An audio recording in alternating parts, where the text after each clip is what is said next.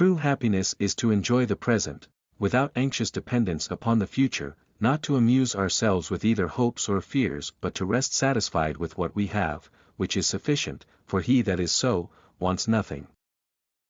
Begin at once to live, and count each separate day as a separate life. It is not because things are difficult that we do not dare, it is because we do not dare that things are difficult.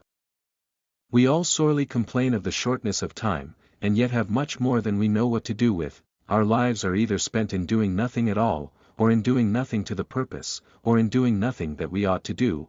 We are always complaining that our days are few, and acting as though there would be no end of them. A gem cannot be polished without friction, nor a man perfected without trials. The bravest sight in the world is to see a great man struggling against adversity. Every night before going to sleep, we must ask ourselves, what weakness did I overcome today, what virtue did I acquire? Throw me to the wolves and I will return leading the pack. Life is never incomplete if it is an honorable one. At whatever point you leave life, if you leave it in the right way, it is whole.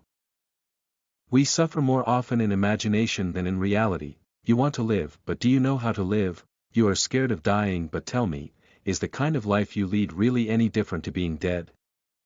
The greatest blessings of mankind are within us and within our reach. A wise man is content with his lot, whatever it may be. Man is affected not by events but by the view he takes of them. As is a tale, so his life, not how long it is, but how good it is what matters. Sometimes even to live is an act of courage. If you really want to escape the things that harass you, what you're needing is not to be in a different place but to be a different person. Until we have begun to go without them, we fail to realize how unnecessary many things are. We've been using them not because we needed them but because we had them. Hang on to your youthful enthusiasms, you'll be able to use them better when you're older.